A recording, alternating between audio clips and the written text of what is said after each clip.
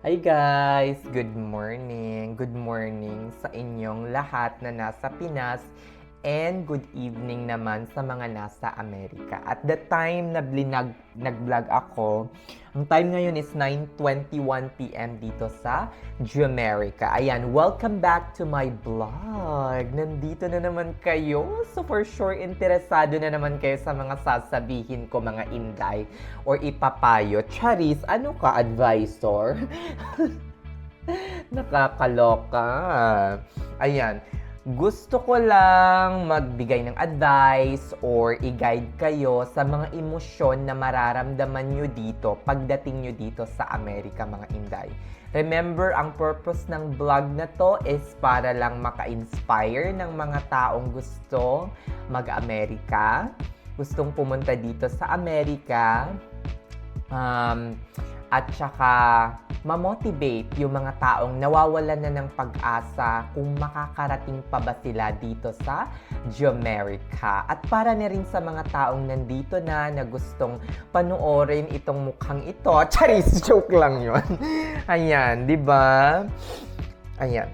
Ang video na to is entitled na emosyon, normal na mga emosyon na mararamdaman mo pagdating mo dito sa Jamaica, pagka-land mo dito. O di ba? Bongga, para hindi kayo parang magtaka, ay, gusto ko nang umuwi. Ano ba yan? Nakakapagod, nakakasad, parang hindi ko alam kung tama yung naging desisyon ko na iwan ko yung Saudi Arabia, Abu Dhabi, or Dubai.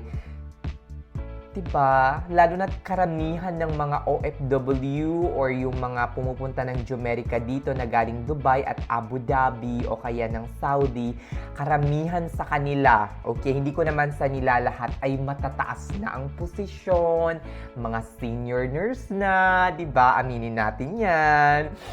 Kung minsan, na sila, parang senior na talaga, matataas na rin yung mga sahod.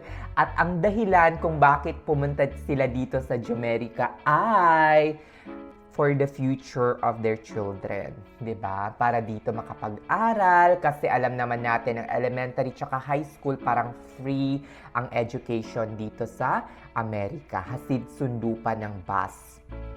Tapos, after 5 years, yung mga anak nila is American citizen na. O di ba bongga? Pag yung asawa ng anak dito, ang anak naging American citizen, nauna pa yung anak maging American citizen kesa sa tatay at nanay na green card after 5 years of being a lawful permanent residence. Ayan, simulan na natin. Ano ba? Ang dami pang sinasabi, nurse ka. Nakakaloka. Ayan.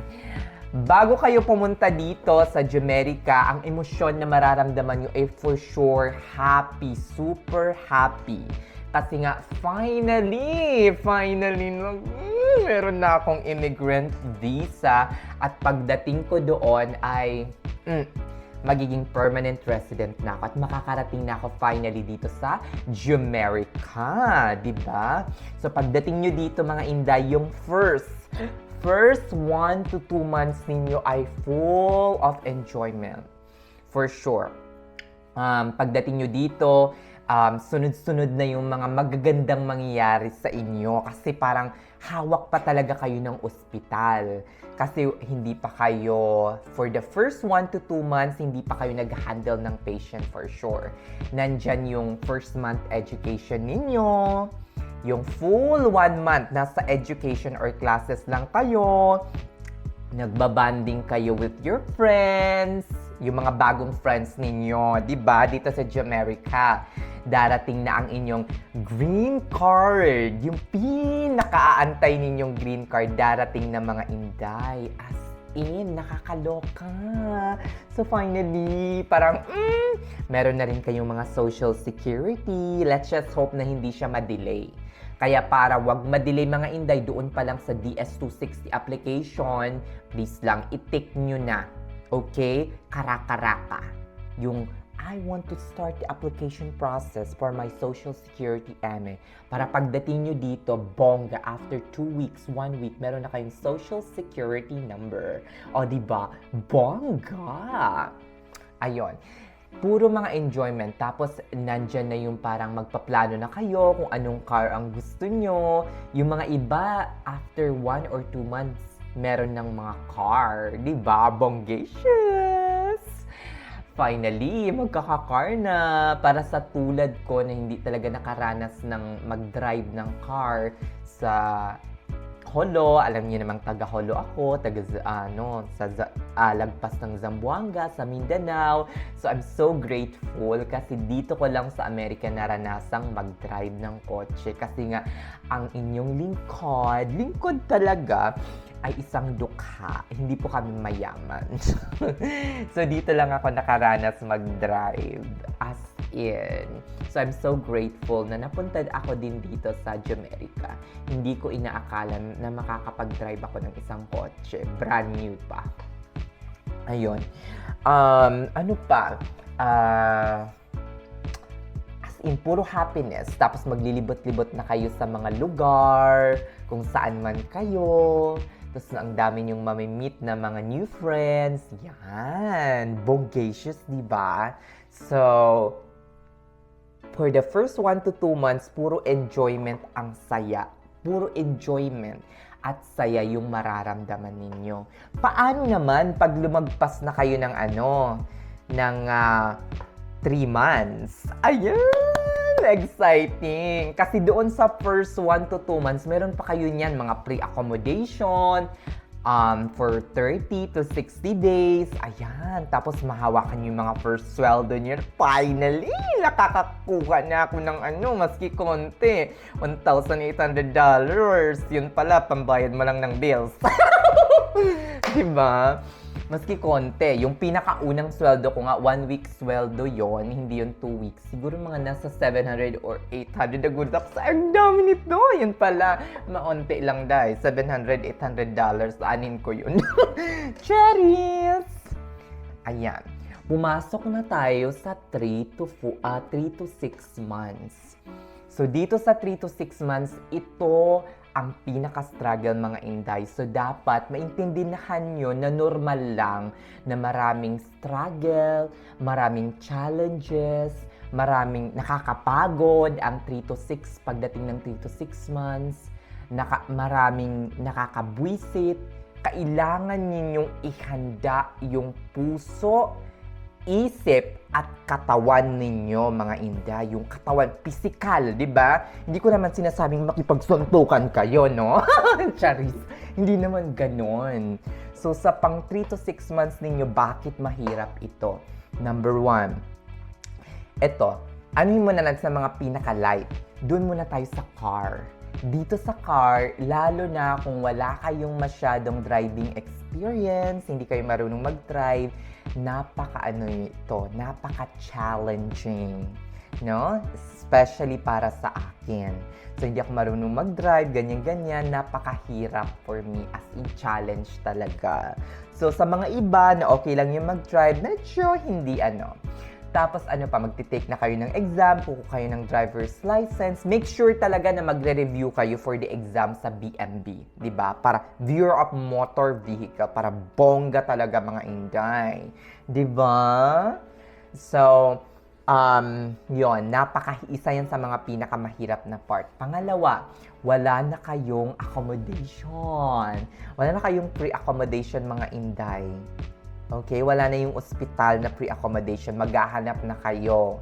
So, ang maisasuggest ko lang, huwag makikipag-share. Kahit maliit lang yung makuha nyo, kahit studio lang, okay lang. Pero huwag kayong makikipag-share ng apartment, lalo na kapag meron kayong ganitong ugali. Number 1, masyadong demanding na ugali. Yung parang porket ikaw yung nakakatanda, gusto mo ikaw na parati yung nasusunod. Hindi naman pwede yung ganun mga Inday. Dapat pantay-pantay kayo ng karapatan, 'di ba? Kasi nga pantay-pantay kayo ng share ng binabayaran, 'di ba? So, kung meron kang parang mayordoma effect attitude, wag na wag kayong makikipag roommate or makikipag-share ng isang flat. Remember this yung word ko, mayordoma effect attitude. O, diba? Bongga! Pangalawa, kung meron kayong attitude na sobrang ingay ninyo mga inday, lalo na't ako, feeling vlogger daw, na please lang, wag. Kasi minsan na akong napagalitan na medyo napakaingay ko daw kapag nagbablog. Charis. Kaya mag-isa na lang ako dito mga inday. Diba? Feeling vlogger ka, girl. Well, nire-respeto ko naman yung mga ganon. As in, okay, kung mapagsabihan man ako na napakaingay ko, totoo naman. So, tatanggapin ko. Hindi ko yun ikakaila. O, diba? Bongga. So, wag na wag kayong makikipag-share kung napakaingay ninyo at the same time, bossy in short. Meron kayong, again, mayordoma effect attitude. Baka ma-stroke yung kasama ninyo. Charis! Bongacious ka, girl! O yan, di ba? Isa yon sa mga nakaka-stress din mga inday. So, okay lang yung mga inday, i-ano nyo lang para ma-less ang stress ninyo in terms of apartment, wag na wag makikipag-share kapag meron kayong mayordoma effect attitude at napaka-ingay ninyo. Please lang. Okay lang na kumuha ng budget-friendly na apartment. Wag nang makikipag-share. Kahit mura pa yan or maliit man yan, basta mag-isa lang kayo sa isang apartment, swak na yun mga inday. Okay? Okay. Pangatlo, kung bakit nakaka-stress yung 3 to 6 months na pag-a-adjust dito sa Amerika. Ano yung pangatlong nakaka-stress? Preceptorship program. Mga inday, after ninyo, di ba, sinabi ko sa inyo sa 1 to 2 months parang enjoy. Sa amin kasi meron kaming 1 month talaga na klase. Parang doon itinuturo yung mga English language and culture, American culture, mga ganyan-ganyan kung paano mag-adjust. Tinuro din doon yung mga about sa salary, about sa benefits, yon. Pero after 1 month mga inday, pagtungtong nyo ng 3 to 6 months, dyan na mangyayari yung inyong preceptorship program. Hindi pa kayo mag-handle agad-agad ng pasyente.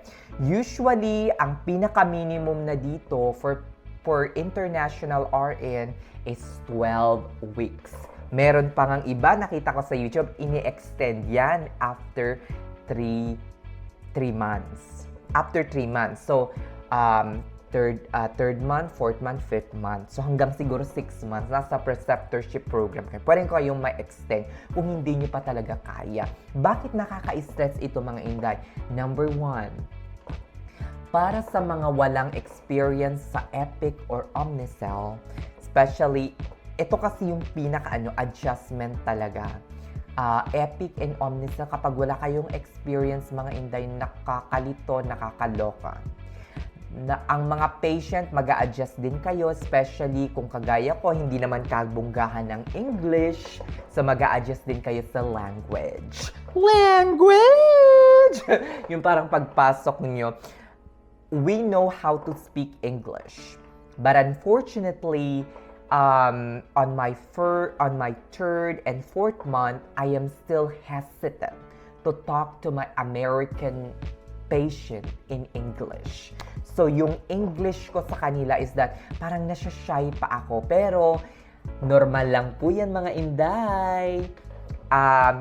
Sa pang 5th and 6th month ninyo dito sa Amerika, for sure, masasanay din kayong kausapin sila in English. At hindi nyo mamamalayan na maganda na pala yung English ninyo.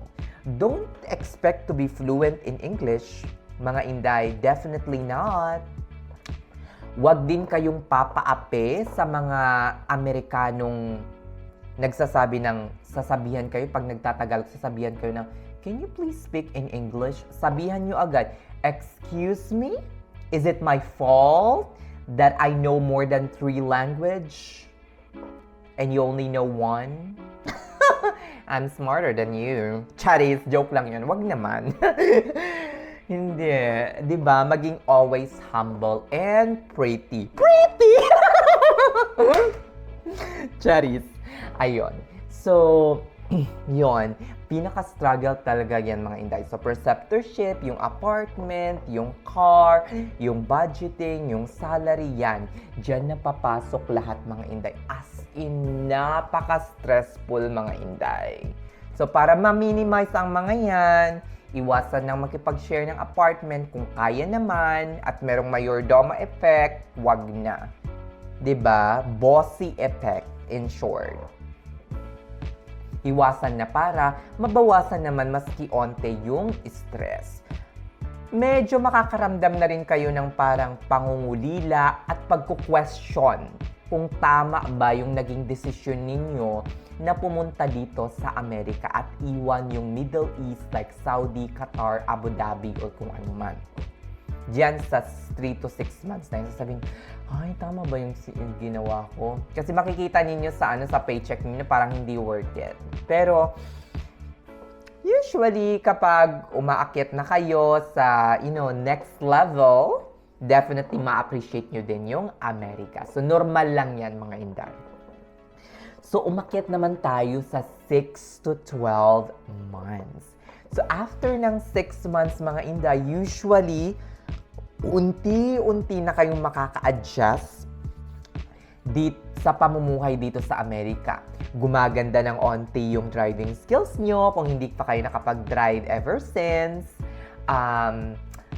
Parang naging mas komportable na kayo sa area ninyo, di ba? Yung area ninyo parang alam nyo na kung saan kukunin yung ganito, alam nyo na kung saan kukunin yung ganyan, alam nyo na yung gagawin pagdating ng patient. So medyo alam nyo na kung papaano atakihin. Huwag nyo nang atakihin yung mga patient ninyo. Sampalin nyo lang. Charis.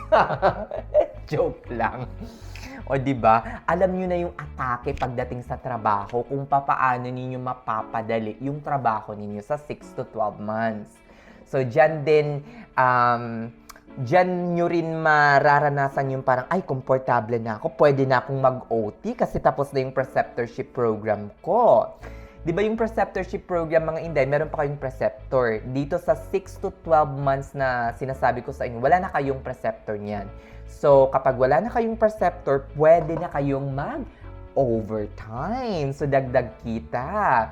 Pero, ang may sasuggest ko mga inday, pwede namang mag-overtime at least once per paycheck, mga ganyan, once or twice a month, okay na yan. Huwag niyong sasagarin mga inday para hindi kayo ma-burn out or ma-overwhelm naman. Though, hindi naman ako nagsisisi na nag-OT ako ng sobra-sobra kasi ang dami kong kinita, ang daming kinita. Medyo okay naman yung mga kinita ko for the first, after 6 to 12 months. Pero at the same time, wag niyong gagawin kasi makakapag-increase yan ng inyong,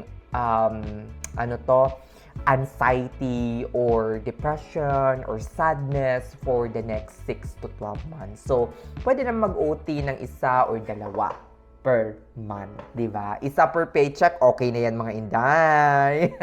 Di ba? So, mga inday, mas talo ng gumaganda. Ito lang based from my experience. Gumaganda na yung pamumuhay ninyo dito sa Amerika. At unti-unting mararating. Charis. Diba? Unti-unti nyo nang nakakamtan yung inyong mga pangarap, mga inday. As in, nakakaloka. So, as bongga na, in short. So, after 12 months, mga inday, kung kaya ninyo, umuwi kayo ng Pilipinas, 'di ba? Kung kaya ninyo kung nakapag-ipon kayo ng medyo very light. Wait lang. Parang nauba ko. Ayun. Umuwi kayo ng Pilipinas, promise. Pagbalik ninyo, ma-appreciate ninyo na green card holder kayo.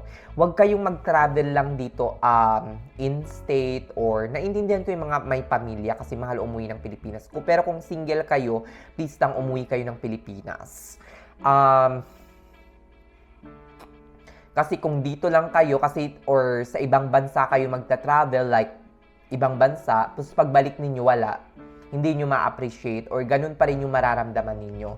Parang burnout or sadness pa rin yung mararamdaman nyo. Pero pag umuwi kayo, tapos bumalik kayo, iba pa rin talaga pag umuwi kayo ng Pilipinas. Sabi nga ni Vice Ganda, piliin ng Pilipinas. O diba? Bongga! So, dapat uwi pa rin kayo ng Pilipinas. And then, after 12 months, for sure, ma-appreciate ninyo kung ano man ang meron kayo dito sa Jomerica. Kasi pagdating niya sa Pilipinas, ay, ito pala yung iniwan ko. Nakakaloka. Nakakaawa naman ang Pilipinas. American girl ka, girl. American citizen yan.